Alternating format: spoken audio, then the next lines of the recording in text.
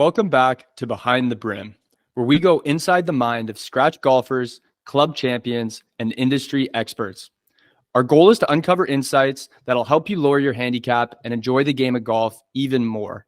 I'm your host, Cameron Lindsay, and I want to personally thank you for joining us for today's show. If you have any questions about anything you hear or just want to get in touch with us, please reach out at our Instagram, behindthebrim_golf, and we'd be happy to chat. Without any further ado, let's get to today's guest. Today, it's a real treat to be joined by my dad, Ian Lindsay. He's a member and six-time club champion at Lambton Golf and Country Club, where he also holds the old course record with a smooth 64. He was the youngest club champion at Lambton and the only person to win the junior, men's, and senior club championship titles. He's been a scratcher better for over 4 decades, and I've been fortunate to witness some amazing play along the way. Some highlights include 13 hole-in-ones, 2 of which were back-to-back par 3s, scores of 64 and 65 on numerous occasions, and a course record 9 under par at Lomas Santa Fe Executive Course, where he shot a back 9, 8 under, which I witnessed. He grew up competing against Mike Weir, played his collegiate golf at U of T, and has competed in many provincial and national championships along the way. At the age of almost 50, he qualified for and made the cut at the Ontario Amateur at Summit, which I was lucky enough to be on the bag for.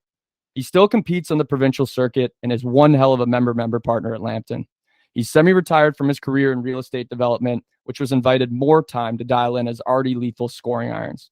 It's a real pleasure to have him with us today. Dad, thanks for joining us on Behind the Brim. Great to be here, big guy. Well, I mean, kicking it back to earlier days, like if you wouldn't mind sharing with our listener, where did your introduction to golf begin?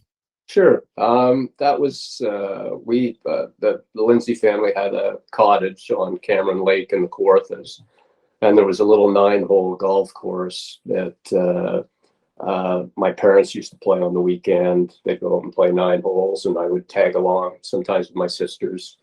And usually it was probably mostly me. And that's probably where I got my start. And then right across the street from the cottage was a little 9-hole golf course, Burnell Manor. And when I really got into the game, I would literally just go over there all day and, do lap after lap after lap around the golf course, just trying to figure out the game. And I could go around, I could play 45 holes in the day. And then they had a little sort of a cow pasture on pretty close to there. And I had my little shag bag, and I would go out and hit literally thousands and tens of thousands of golf balls. And I got hooked at a very young age because for me, it was such an addictive sport because it was very numerical. You were graded every time you teed it up and played around. And, obviously sometimes better than others, but you never beat the game. Never. There was always improvement that you could, I don't think you'll ever find a golfer who will say, I left nothing out there. Even the guys who shot in the 50s, they'll say, God, I could have had one more shot I could have saved, and they've had like 22 putts, so it really is truly an amazing game. It's a very social game, but yet it's a very solitary game. So it can appeal to a wide range of people, and you never beat it. Okay. You might master it for a few holes or 9 holes if you're lucky, and the odd time you might say you mastered it for 18, but that's about it. Right. So you're always striving. You mentioned one of the draws for you to golf was just the daily grading. Like there was nowhere to hide, and you got a grade at the end of each round essentially with your score. So the first part of this conversation is we actually ask you to grade your game A through F in the 4 main areas of driving, irons, chipping, and putting. And then from there, we're going to unpack your 2 strengths. And I think having played with you my whole life, I know what those will be. But for our listener, can you just give us a little grading exercise on your game? Sure. Okay. Probably the one thing would be that's been pretty much a constant since I was very fortunate to when I was probably 17, probably about 17. I had lessons. I took my paper route money and and had lessons with George Newsom. He had a week-long clinic up at the National, and he really transformed my game. I've been spending years and years and years working on it, just, but never really figured out some key points that led to consistency. And he gave me very, very simple tools that just clicked for me. And from that point on, I'm going to say around 17, the strength of my game has been my approach shots, my irons. It's very, very strong part of my game. I've always felt very confident. I always believe in my ability to hit solidly hit iron in the direction of the pin. And so I probably give I could never give myself an A+ in anything in golf, but I would say a good solid A, and it's been consistent through my whole life. So I've been very lucky there. So that's my highlight in my golf game. The second part of the game is kind of is a little different because it changes as age. I haven't really had anything that has been consistent through my whole game as much as my iron play. My driving, as I've gotten older, actually has become probably the second strongest part of my game. When I was younger, not so much. I could hit a good drive, but it wasn't something I could count on or rely on. But as I've aged, and of course I'm hitting it shorter as you age. You do your best to get it out there, but you're not going to defeat Father Time. But it's a part of the game I enjoy, the movement, the physicality of it. And it's always nice to hit a nice tee ball and put yourself in good shape, especially if you like, you feel comfortable with your approach shots. So I'd probably give, now I'd give it an A- on my driving. I mean, this is also age appropriate. So, I like to qualify that. I can't swing the club at the same swing speed. When I get into triple digits, that's a good day in terms of swing speed. So I think that next, my chipping has always been quite solid, and I felt pretty comfortable. Now I got to qualify that because there's a big difference between playing competitively and playing for fun. And when you bring in competition, chipping is much harder, especially those subtle shots that it takes. You have to be very calm, and chipping's much more challenging in competition. So I'll say chipping is solid for me, but I'm gonna sort of average it out between the competition and sort of fun. So playing stuff at the club, if I want to win something, okay, then it's much more challenging. So when you're just there and it's about just competing and being with good friends, and it's that doesn't take on the same meaning of competition. It's when inside I internalize it and I want to produce a score, then it makes chipping much more challenging. So I'm going to say I'm a B with chipping. I'll give myself a B there. And then when it comes to the putting, I could go on for hours on putting. Putting and I have had pretty much a love-hate relationship most of my adult life. I'm actually a pretty good putter when it doesn't matter. I can putt very well, but when it matters, that's my Achilles heel. But I'm going to give myself a C on putting. Okay. When I'm averaging out across the spectrum of, I'm probably a good solid at fun putting. I'm a B+, but tournament putting, I'm barely above a D. So, that's the for now. For now, it's, and it's always a work in progress. Yeah. always. So, that's the beauty of the game, that you just, there's always things to work towards. So, yeah, that's probably my game unpacked. Perfect.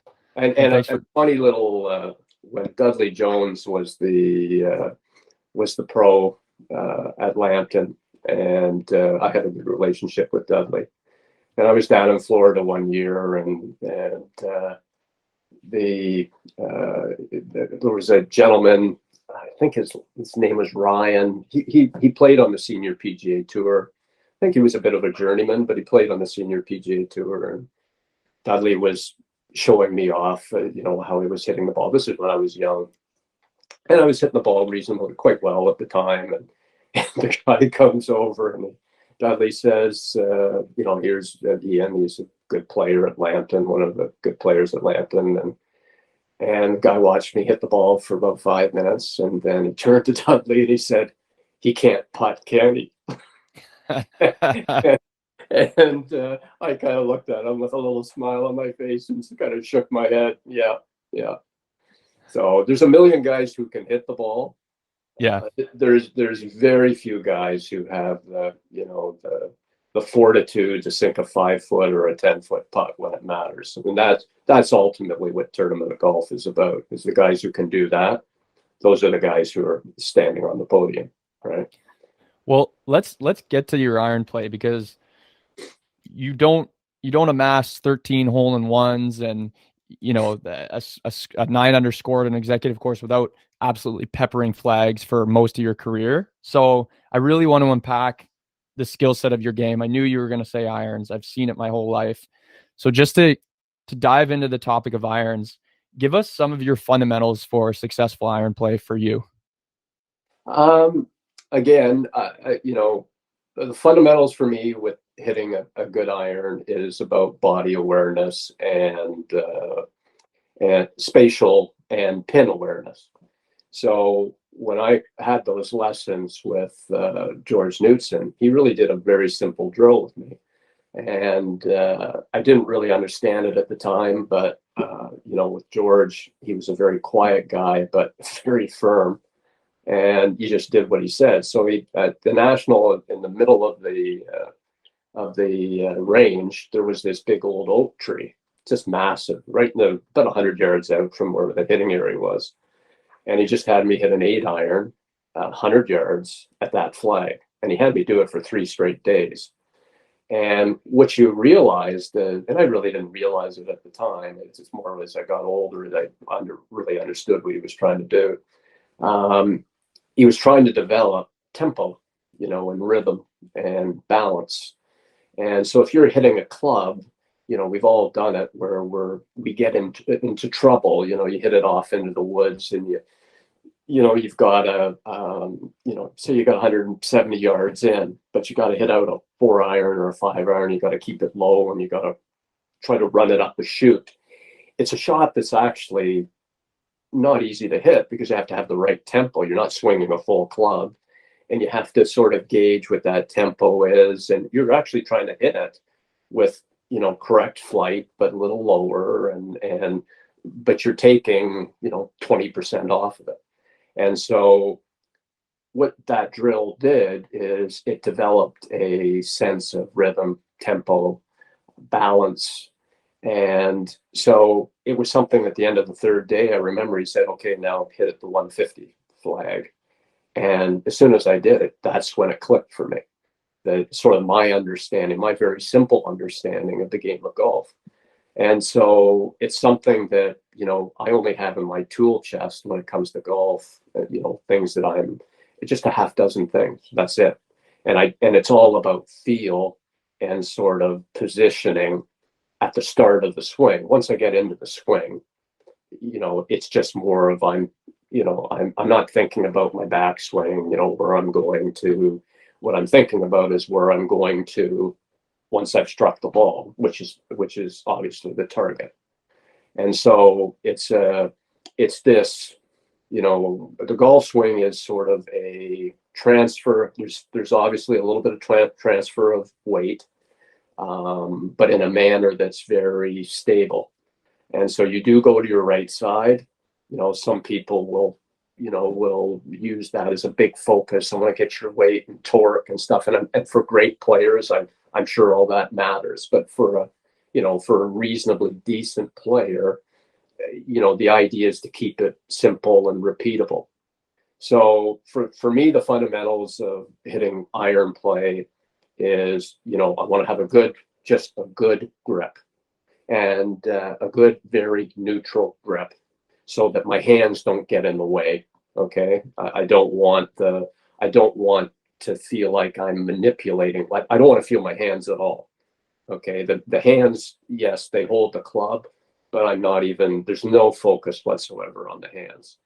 And so it's about the focus on the core, the big muscles. Your arms hang down, but you're moving them all together. You're making a turn, your core is turning, your arms are turning. It's all at the same time. So I don't focus on any one of those things.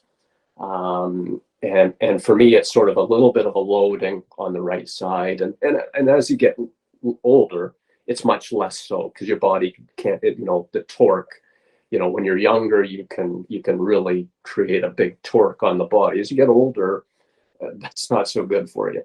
So, but it's a very, you're sort of getting to the right side. I'm a right-handed player, so I'm getting to the right side. But once I get there, okay, it's like an old friend. Okay, I just know that where I'm going, and I'm going towards the pin. Okay, and I'm not focusing on my arms, my legs. My whole body is rotating. Okay, and when I finish, I want to be staring in balance, staring right at the stick. So I don't, never develop my game where, I can move the ball a little bit. I can definitely move it a little left to right, which is a more natural shot for me. And I can do it right to left a little bit, but it's not something I want to have to, my go-to is trying to hit it straight, because that's the easier shot for me. Definitely, if you want to be a really good player, you gotta move the ball every which way. I think Tiger had, he'll practice 9 different flights, in his standard practice routine when he was really working on his game, and I'm sure he does still today. But those are special elite athletes, for the amateur, for the decent amateur, or just the amateur, the 10 handicap. I think the best thing to do is to try to master a ball flight that's comfortable for you, okay, that's repeatable. And that's what I would definitely recommend. I wouldn't be, I'd go to your go-to shot, because you have the greatest chance of pulling that shot off. You're comfortable with it. So that's probably with the irons. That's what it is for, that's what it is for me. And again, when I've played my best golf, I'm not overswinging, and we all have a tendency to overswing. And, when you get into a situation you're uncomfortable with, there is the tendency to, go after it or overswing. And I mean, I don't care who you are or what level of player or how good you are, except maybe just a handful of players, who've ever played the game. I remember we were watching, the PGA when Mito Pereira was, on the 18th hole with a chance to win the PGA, I think it was his first major he was playing in. And the swing that he produced was, you couldn't even recognize it, right? And that was simply because, because of the situation, the nerves, and he was what he was trying to do there was rip it, right? He was trying to just, because that's the easier, I think that's the go-to shot when you're feeling really uncomfortable. Mm-hmm. But ultimately, that's not how you hit a good golf ball. Yeah, and I think there's a lot to unpack there. For me, just contextualizing my own experience, I mean, you saw it firsthand. For 20 plus years, I was extremely mechanical and I guess way too cerebral in my approach. I tried to put the club into positions that I thought were the correct position. Yeah. When really, like, the answer was in front of me all along, just watching you hit good iron shot after good iron shot. Well, we talked Um, about that a lot. You and I talked about that a ton, and I would just mention, just let it, just let it happen. And that's our, I think what it is, it's we all want to control our, and the thing is, in order to gain control in golf, you have to give up control. And it's something that I never learned it. Okay. I never learned that. And as I get older, I'm kind of, it's your body doesn't behave in the same way. And you do have to give up control. Okay. mhm, And because you can't grip it. And, now it's about, so, with you, it was a perfect example. I've seen you play your best golf when you're not inside your head. You're just letting something that's a natural movement happen. mhm, Okay, with a focus, there's obviously focus there and intent and everything, but you're not trying to make it happen. You're letting it happen, right? You've mhm. got the skills. I've seen so many really good amateurs, and there's tons of great players. Ontario has just tons, and you know, we try to force things to happen, but the good players just are, I remember watching Dave Bunker play for one of the first times, and and everybody knows in Ontario who the hell Dave Bunker is. Yeah. Truly is a Hall of Famer in Ontario for sure, and will be, I'm sure, a Hall of Famer if he's not already in Golf Canada. Um, I was amazed how smooth he swung it, and Mhm, how effortless it was. And it looked like he was only going after it 60%, 70%. And so it's, you just have to you have to play within yourself. Okay. It sounds simple. It's probably one of the hardest things to do. And, that's all a function of tempo and rhythm and it certainly helps if you've got the fundamentals. But the starting point always is the grip and your stance. If you're lined up correctly to the hole and your grip is neutral, you've made a hell of a progress towards being able to make a swing. mhm. So, with you, I know your best golf is ahead of you, and I know a big piece of that will be trusting yourself, but also, uh, sort of just letting it happen, being, Mhm. not trying to force it, not, just letting it happen. So Yeah. it's and getting out of your own way is probably one of the hardest things to do in golf, right? No matter what level you're at, it can be it can be D flight, it can be B flight, it can be championship flight, it can be pro tour. That's Scotty Scheffler didn't win for his first, I don't know, 18 months on tour. And then all of a sudden, whoo, he's winning everything. And Mhm. he's not really doing anything differently. Maybe he just got out of his own. I think I remember him stating, he said he realized he was trying to play, he figured he had to play perfect golf to win a golf tournament at Mhm. the PGA Tour level. And then the big insight that he got was that no, actually, he doesn't have to be perfect because there is no such thing in golf. There is no perfect, Mhm. right? So he was putting more stress on himself. And he's a guy who's won at every single level that he's ever played at. And he's been the best at every level that he's played at. So if these guys have to work on it, certainly us day-to-day guys who are passionate about the game, can learn a lot by those insights. And I think when you describe the Knutson approach or what he had you do, where essentially just set you up in a good foundational setup, neutral grip, neutral alignment, and then basically just making like an athletic move, just a little bit of a load to your right side, and then just a focus on a balanced finish, looking at the target, like as Yeah, you would do in a lot of other sports. If you were throwing a exactly. ball to a target or Exactly. a football, or even if you're in a hockey breakaway, you're shooting to a target.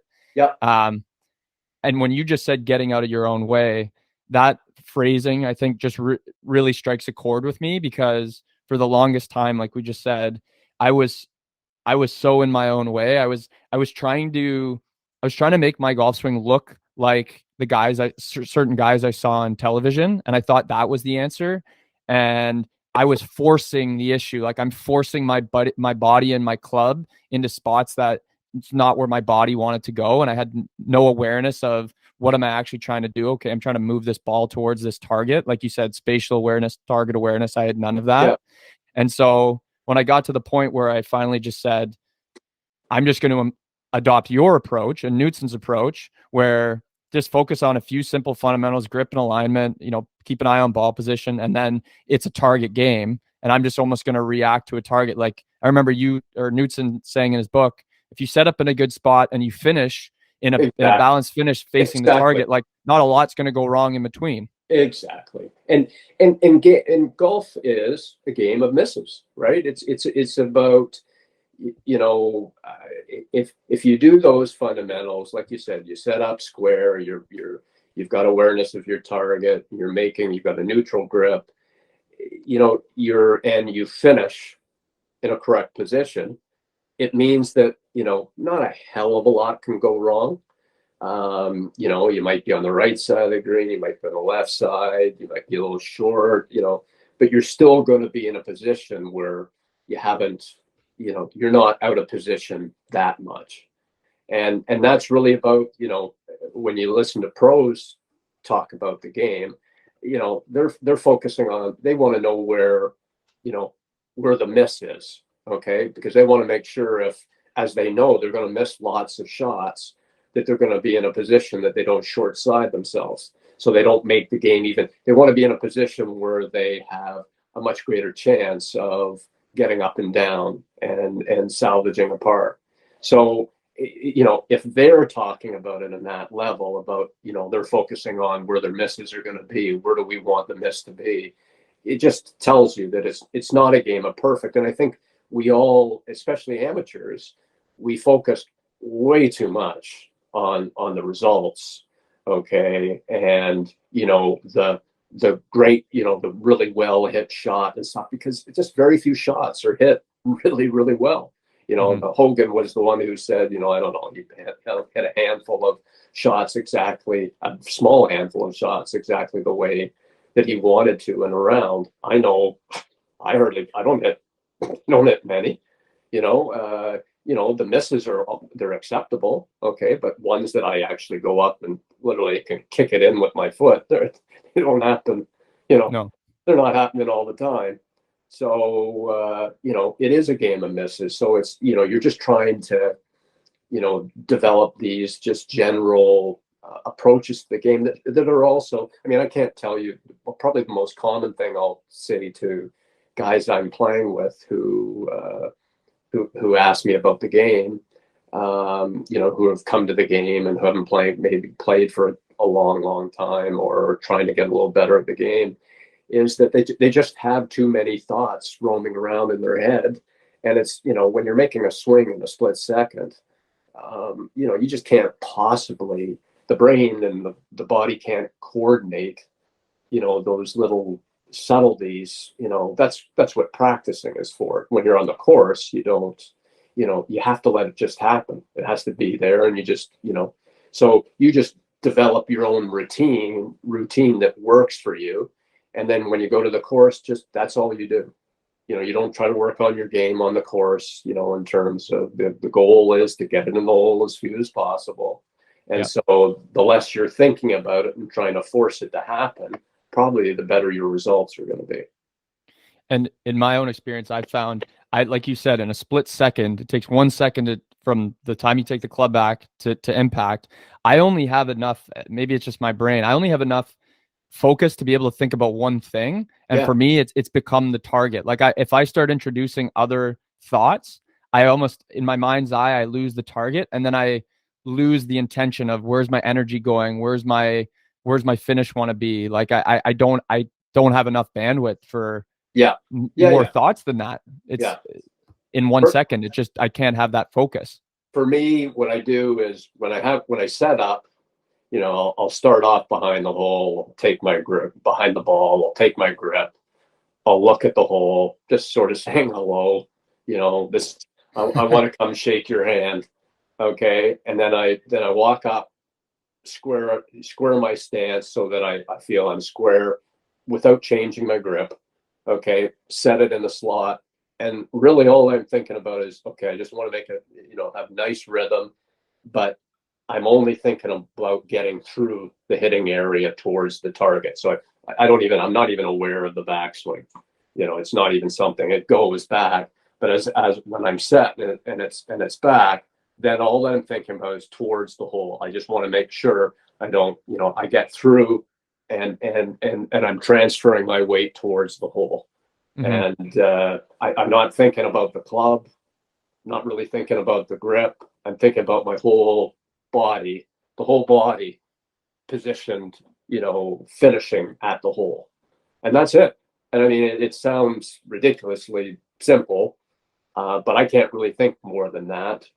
And of course, you want to do it in balance. Mm-hmm. You want to be in balance, and balance is different for different people. Some people like to, are more physical and can really rip it. Usually has a piece to do with age. Mm-hmm. But you can make an aggressive move in balance too, mm-hmm. right? So the key is balance, right? So that's it. It's for hitting the ball. It doesn't matter for me if it's a driver. Okay, obviously the driver is a little more of a force. It has more energy involved in it, but it's all very similar. So the hitting the balls is whether it be an iron or a driver or a 3-wood, it's all very similar to me. Before we go to the driver, Dad, I just want to call out. I mean, these are concepts that need to be practiced. Like you said, when you were at the National, you did a 3-day camp with Knutson, and you were hitting balls at this tree. It was a 5-day camp, and for 3 straight days before we did anything else, he just ingrained that rhythm. And you have to take in the context. At that time, it wasn't new for me. I practiced a lot at that age. I had mm-hmm. a lot of golf balls. So, he had me probably hit, I'm going to say, probably 1,500 balls. Okay. Close to 1,500 balls in just with one concept to try to develop that. And, it was fun because the trunk of the tree was huge, and you'd be dinging off your 8-irons off the trunk of the tree. Mm-hmm. Like I'd be hitting it on a quite a regular basis, which also, led you to gain quite a bit of confidence, right? Because you go, yep. And you would do it in balance. Okay. You do it in balance, and it was nice flight, and it was it's interesting. I think I talked to you the other day. I injured my back a week and a half ago, and I haven't really been able to do anything. And I went out with Linda, your mom, and I, and a couple of friends, and we were just out, and I just brought a couple of clubs, and I was amazed. I was able to swing, at a really reduced rate, but it reinforced this balance thing. I was able to hit a lot of really good shots. I mm-hmm. obviously have to hit a lot more club at the stick. Okay. And it was sort of took me back to my time when he had me hitting to the trunk of the tree, the big oak tree. And it really is just about balance. Okay. So and target connection. And target connection. And you can't lose that. Awareness, and being in a position with a good stance and a good grip, that those things don't get in the way. Okay. Yeah. So I think all good instructors, focus on, stance and grip to start people out. Right. And then it's, depending on, when, how athletic you are, how many sports, how much sports you played. I just liken the movement to, just like you said, throwing a ball. Okay. Just that's the movement, or hitting a tennis racket, going from the, taking the tennis racket back and then swinging through to the front. Okay. Mm-hmm. They're all very similar movements. Same thing, like you said, throwing a football. Okay. Yep. these are all similar movements. So, you know, probably one of a really good drill that you can do, anybody can do, is they just stand with their legs sort of the distance apart that you would be with a golf swing, and just take your arms and sway them to the back and to the back, which, you know, you've got the weight on your right side, and then sway it to the front and it goes to your front side. You just do that repeatedly back and forth, and that's a golf swing. Okay. And if you can do that in balance and rhythm, you know, it's amazing the results that you can have. And that's why younger people tend to, you know, they're much more natural, and they sort of take to this stuff much more quickly. It is harder when you're older. If you come to the game when you're older and you haven't had a lot of exposure to sports and stuff, it can be quite an awkward movement, right? And for our listener, you said sway back and forth. You're also turning as you're doing that. Like you're just kind of coiling. Like you're kind of just you're kind of just coiling back and unloading through.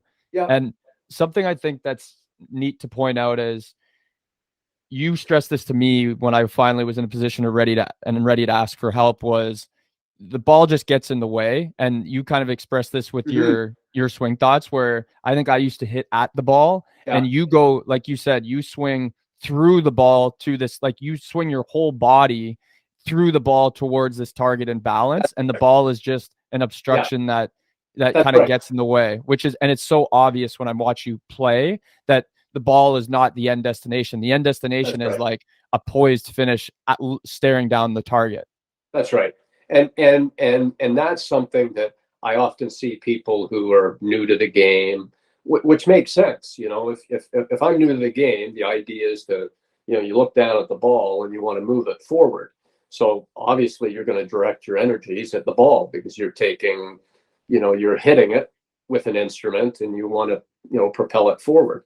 So the focus is for a lot of people, and people who are actually good, you know, developed a decent game, they hit the ball, and it's just that isn't, you know, the ball just gets in the way, and like you said, and you're making a swing that you know, part of the process is the club meets the ball on the way to the target.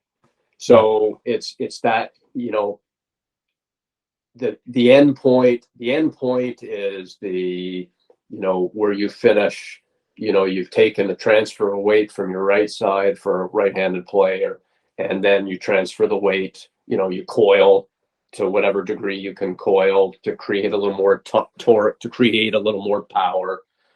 Again, you know, that's dependent upon age and physical ability. And then you transfer that coil, that weight, that energy towards the left side in a very neutral way through your hands, your stance, okay? And you end up on your left side facing the target. So in that process, from the right side to the left side, right in the middle is a golf ball. So you're just sweeping the golf ball towards the target as you make that transition from right side to left side. Okay, so the focus shouldn't be on the ball. The focus should be on the, you know, the end destination, and that's for the hitting of the golf. That's for the hitting of the golf ball. When you get into the short game and you know, it's kind of the same for a putting stroke. You know, I'm no expert on putting, but you know, you're supposed to, you know, the ball, you know, roll end over end, and as you're rocking your shoulders. And I love watching good putters, because it's just so calming. You know, so it's just, I just wish I could do it.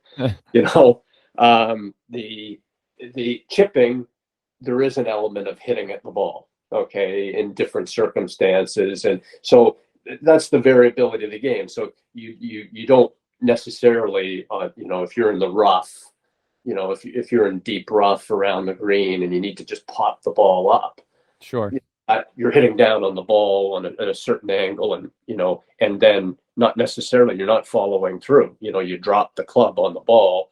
Basically, the club doesn't go through at all, and the ball pops up in the air, and hopefully, hands dead will land sort of a little dead and trickle towards the hole. I So think, yeah, I just want to tie up irons, Dad, before we do get into yeah, some of the other elements. But just to maybe recap it for the listener, like what I love about your approach is first and foremost, you can apply it at any stage in life, like depending on mhm, your age and your flexibility and different injuries that you've had, the movement will look a little different, but you can still apply the same principles within the confines of what your body allows you to do, and that I think is beautiful.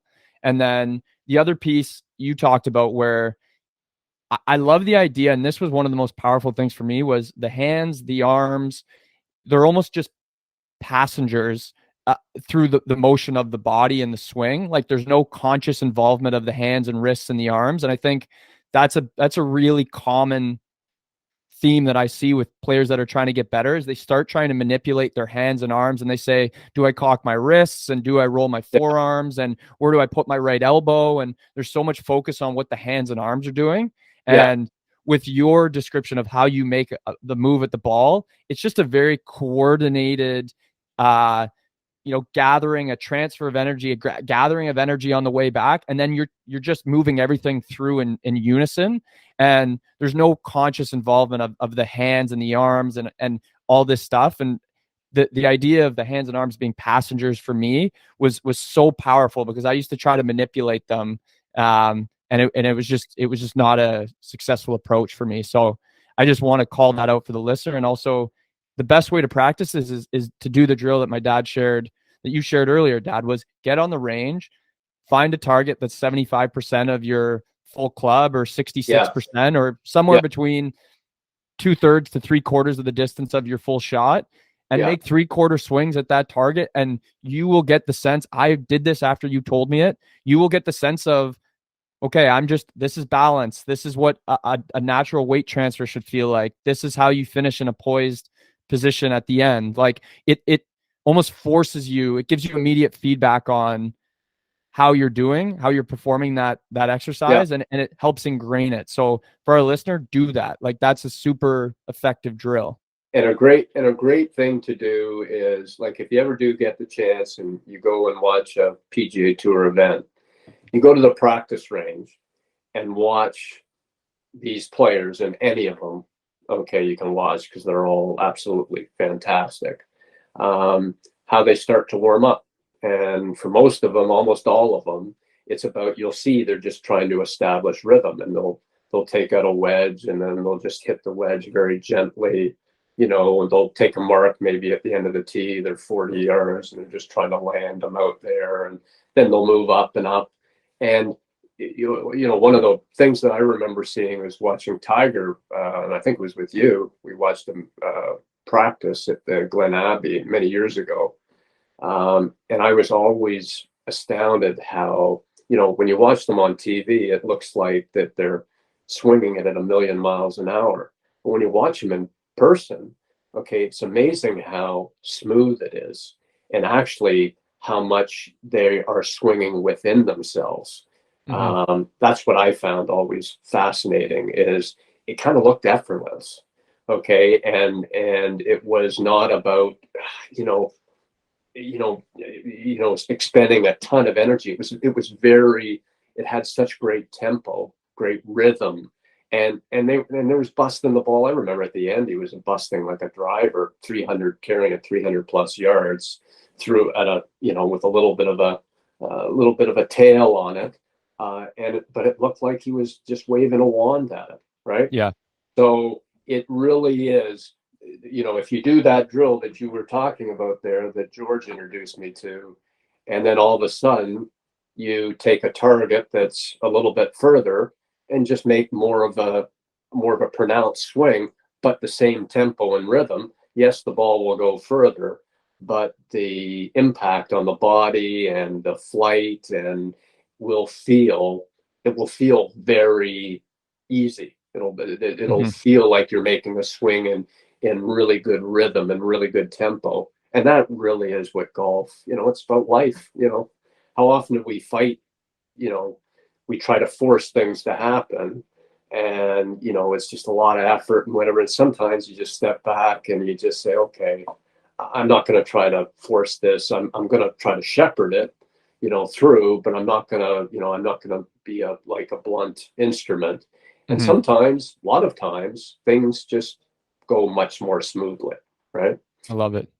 Well, So, Dad, I could talk to you about your iron play for 3 or 4 hours, and I've talked to you for hundreds of hours offline. But real quick on driving, because I want to get to our 19th hole section. I yeah, know a lot of the same principles apply. yeah, Like everything that you just talked about, I know you apply to your driving, yeah. but just give us maybe one thing that you do differently with the driver, because obviously it's teed up, and just give us a little bit of a taste of what that might look like for you. For now, I can only talk about the present because I can only talk about the stage that I'm at. With the driving, you're right. The principles are very much the same. The only difference is I am definitely more aggressive through the hitting area. Okay, because it's a driver and you're trying to get it out there, and you want to try to get the ball in the air, carry it higher the better kind of thing. Further it goes, so obviously I'll tee it up a little bit more. I definitely tee it up on the higher side to try to get it, up and launched as far as my swing speed can carry me these days. And so, but I definitely make a much more conscious. I'm more aggressive through the hitting area with a driver, Okay. but I'm still trying to keep balance, and I have a couple of shots that sometimes I'll tee it down a little lower and try to sort of hit a little lower with a little fade on it if I'm trying to find a fairway. But lately, the last number of years, I've had a pretty good success just teeing it up and launching it, and Yeah. it's worked for me. Same other principles. The grip doesn't change. The stance doesn't change. Maybe it's a bit wider, obviously, with a driver. I probably play it off my left foot. So I'm hitting it on the upswing. Like Uh, your heel, like you played off the heel. yeah, left heel. Yeah, off my left heel, which I think is pretty standard Hmm. for a driver. And that's basically it. So it's very similar. It's just there's more energy, and for me, there's more energy. I'm going after it, obviously, a little bit more. Something So that really stands out when I watch you drive the ball, Dad, is like you said, the swing speed has dipped a little bit over the last decade and a half, but you still flight the ball. Like the driver still comes off with the right flight. Like it's coming off high and it carries, you maximize the launch characteristics to get the most out of your speed. yeah, yeah, And yeah, right, a lot of that is you are hitting the center of the face often, but I also think you took me through an exercise a couple of years ago where you noticed I was creeping the tee lower and lower and lower, where the ball was basically like below the crown of the driver, or it was just like the top of the ball was pretty much at the top of the crown. And you said, hey, you've got to kind of tee that up a little bit higher so that you can launch it, hit up on it a little bit like it's designed to. well, it helps you cheat a little, right? So As we've watched tour players play, they won't tee the ball up on tight golf courses, okay, with very narrow fairways, long rough. So at Torrey Pines, that's a perfect example. And visually, it looks like you have a ton of room out there, but in actual fact, you don't. The fairways are mhm, narrow, and you really do have to hit a lot of spots. So they actually give up distance for you know they'll tee it down lower because they're trying to find the fairway. And a lot of players did that. But then you have guys like the best drivers in the game, Rory. yeah, He does not tee the ball down low. He tees it up high and just smacks he just hits the kingdom come. yeah, And so, and he's the best, he's one of the best drivers, or if not the best driver in the game. So I find it definitely, because the swing speed is definitely slower. I mean, I hit the ball very far for a long time, and it's probably in the last 3 or 4 years that the body doesn't want to swing the club at that speed anymore. I mean, I can try to do it, but things will just pop out of place. So I'm doing it out of sort of survival to try to self-preservation. mhm, But to your point is you can still, when I'm playing with some of my peers now, I can still hit the ball pretty decent. Okay. And I'm not swinging it at any greater swing speed than they are. I used to swing it at a pretty good swing speed for my age. And now it's definitely fallen off, but I'm still getting good distance. I'm still getting good distance. And, when I'm playing with, younger, stronger, players, you just have to accept that they're going to be 30 odd yards by you. And that's just, definitely a disadvantage, but no matter how good your irons are, but that's just the fact of life. That's why we have all the different decks and tees. You just move it forward. Exactly. And I think you made a good point, Dad. We made the observation watching the pros play. They have so much speed, swinging at 120 miles an hour. They can afford to tee it lower and squeeze it out there. But I think for the 10 handicap that's listening, who doesn't have the extra speed in the tank, right? We're all in the same boat. We work a 9 to 5. Tee it up, tee the ball up. Like, how many times have you shared with your peers? You got to tee the ball up. I remember even at Christmas, you were mentioning you got to tee the ball up to one of our family friends.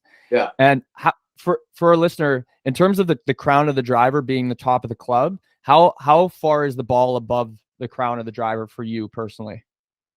Well, because one of the fundamentals for Knudsen was you actually, when you're holding your club, and it's something I haven't mentioned, I don't want to get stuck. So Knudsen always had you holding your club head above the ground. Okay, so you didn't sort of bend over to the point where your club was flat on the ground digging in. It's hovered. It hovers just above the ground. For me, it was, I don't know what it was, half an inch, 3/4 of an inch. I'm not sure really what it was. I didn't really focus on it. I just always had it off. Same thing with the driver. Okay, you can do it with the driver. Okay, you can tee it. I'm totally fine with the ball being totally above the driver head, the crown of the driver. Okay. But when I lift myself up, so it's hovering off the ground, it's not as noticeable. Maybe it's half of a ball above the crown at that point. Ball above. Exactly. And so then what happens is, as you extend and swing through, of course, your arms, your club sort of lengthens out. I'll stand back from the ball a little bit, so you're sort of can make a good full swing at it. So, but I think teeing up the ball is important, especially for the amateurs, for the 10 handicaps, because it just helps them get the ball. It helps them get the ball in the air. It's like what Nicholas used to say, if you can tee the ball up, tee it up. Tee it up. It's only going to help you. So what you want is loft is your friend. Okay. Height in a golf shot is your friend. The higher up you can get the ball, the more it's going to carry. Okay. That's just simple physics. So. No, I think that's a good place to pop off the topic of the full swing, Dad. That was super helpful. And it's not technical. It's not technical, but I think that's why it's actually helpful. It allows you to declutter your mind, and it gives you a simple focus, and allows you to leverage your athletic instincts that, at least for me, I had handcuffed for my whole life until we did that exercise. So if anybody gets any value like I did, if they get a quarter of the value that I got, then they're going to be well on their way. So just transitioning into the 19th hole, Dad, I want to be mindful of time here. So we're going to go a little quicker through this section, but so kind of quick hitting answers for us. Having watched you play my whole life, what always impresses me is when you get going in terms of playing a good round, you're able to just take the governor off and you're not afraid to go low. I even saw it this past year where I think you were 4 under par, and then you pushed it to 5 under par. Like, you still, even at almost 60, you're still not afraid to go low. So do you have any advice you can offer the listener who might be struggling to break through their own personal scoring barriers. Like they're coming down the stretch, maybe the last 5 holes, they got their best round going, but they're nervous. They've got the governor on and they're trying to guide it home. Yeah. And that is absolutely universal for everybody. It's we all deal with the same things at whatever level we play at. So there's no substitute. You just got to go through the process, right? And and usually that involves failure initially, and as they say, you learn from your failures. What you try to do is, what smart players do, I think, is they try to establish a process. Okay, so when you a routine that you're comfortable with, it's your own routine. Sometimes you'll adopt it from others, whatever. It's a routine. So the more that you can focus on a routine, okay, the less you'll focus on the end result. And you're trying to not think about the end consequences. And it's very difficult to do. Listen, we all have a tough time doing it. I don't care who you are. They call it getting ahead of yourself, stay in the moment, take it like one shot at a time, staying present. All those things apply and or what we're talking about. So for the 10 handicap, the 20 handicap, it's about just go through, just focus on what it is you're trying to do. Try not to focus on the results. And it's hard to do because your mind wanders. And same thing for me. I've been playing this game a long time, and I understand now that, when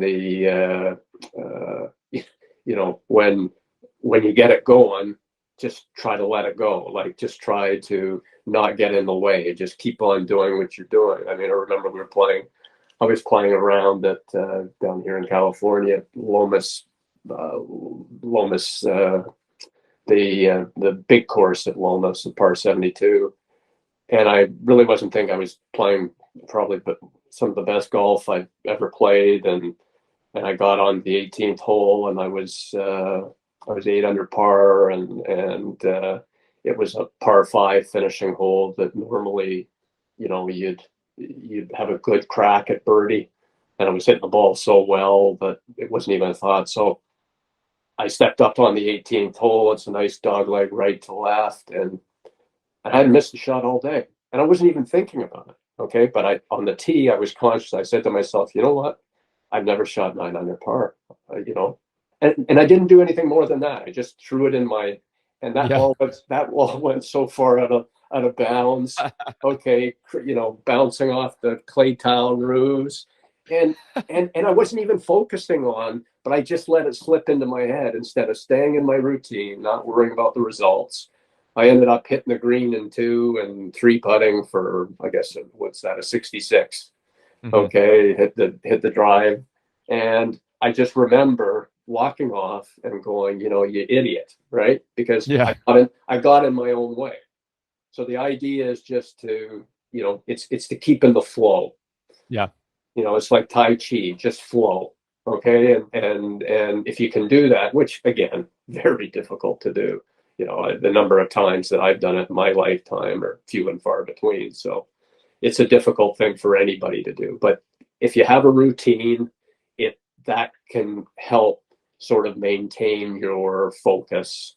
You're still going to have the gremlins knocking at the door, trying to throw you off your rhythm. Okay. Mm-hmm. But, if you do it enough times, everybody will break through. You'll break through, breaking 100 for the first time. It might take a handful of times to do it, or 90 or 80 or 70. Right. Yeah.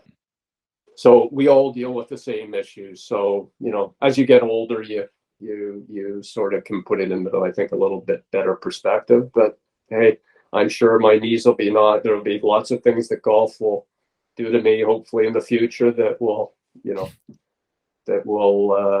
get my knees a knocking, and the nervousness and that sort of stuff, because that's part of the fun, to being able to manage that challenge, right? Yeah, that's a common theme we've heard from a handful of our guests is the value of a good routine, an established routine, and Chandler and I have spoken about that, and just that's kind of speaks to like falling in love with the process, staying in the moment. Your routine is essentially there to keep you in the moment and keep you Yeah, engaged on the shot exactly. ahead. Yep. And then sometimes I know for me personally in the past when I've been in a situation that matters, it's easy to see trouble. It's easy to start seeing, oh, I don't want to do this or I don't want to do that when there's a shot that matters or you have a crowd watching you or whatever it is. And then I've sometimes fallen back on, what do I want to do here with the shot? Like, what's my target? If I just reaffirm myself as I'm going into the shot, like, what's my target? Like, really be intentional around what am I doing here? It Yeah. keeps me focused on the task at hand, Absolutely. which kind of comes back to you what gotta you do. said this whole episode is you're always walking in with that target, and that can help keep other thoughts at bay if you have such an intention around where am I transferring my energy to? Okay, I'm going here, and then you make that move. Yeah. Easier to keep thoughts at bay than if you go in there kind of willy-nilly. Exactly. And I think one of the biggest things is if you can accept and understand that golf is a game of very much, golf is not a game of perfect and never will be. And you understand that there's going to be good and not so good outcomes. That's also takes a lot of pressure off because, you cannot force golf. There's so many variables that you don't have any control over. Well, whether it's your playing partner or whether it's the weather or whether it's your physical, where you're at physically, sometimes it can be a million different things. And you just have to accept that, it's a wide range of outcomes that occur.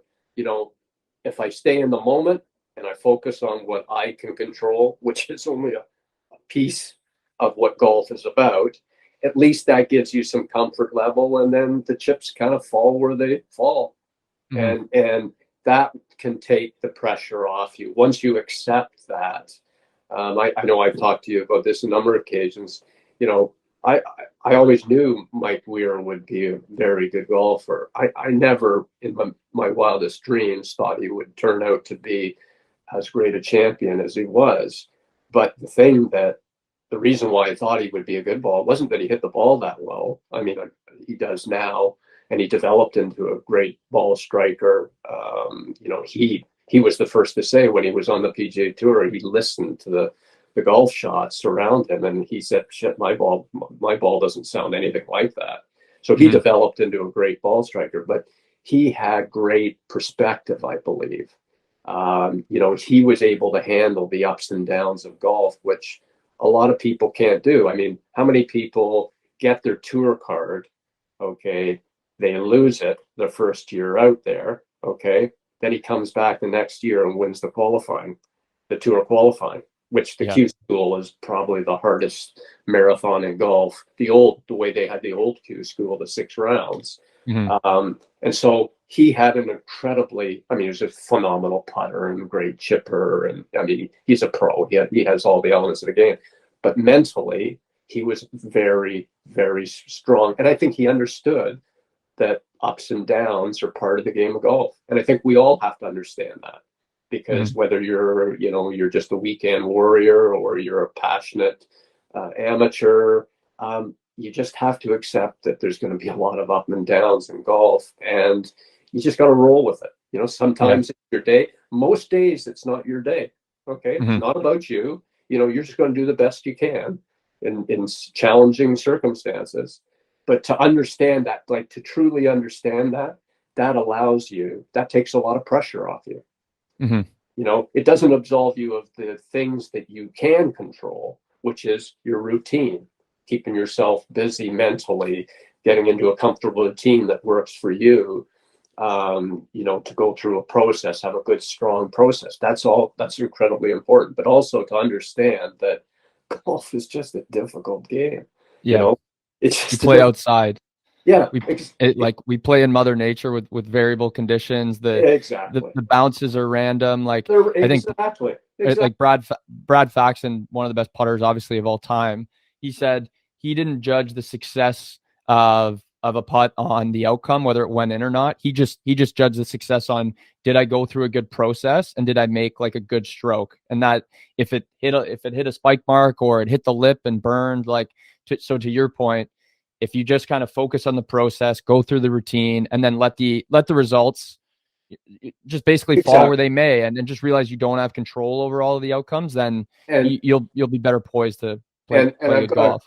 Qualify this, like, I'm talking to you as I turned 60 this year, and I gotta tell you, golf got under my skin most of my adult life, and for those who have known me, let's just say I was hot under the collar, and I'm being generous to myself. I had a very tough time managing the ups and downs of golf. I found it very, very difficult. I took it very personally sometimes. And, my behavior was not great. Now, as I've gotten older and you put things in, but, golf did that to me for way, way, way too long. I mean, I'm really proud of you, the way that, you're managing your life, your passions, your relationships. Golf is all about that. It encompasses so many things. It's probably the sport, in my opinion, that most mirrors life. Mm-hmm. For me, it's been I'm still learning a ton. When I play golf, about myself, about others around me. I feel very, very fortunate to have, my parents exposing me to the game. When I was young, we've got a beautiful golf family at Lambton golf community that I know you enjoy, and Linda, your mom, and my wife love, and I certainly do. I really appreciate it much more as I get older than when I was younger.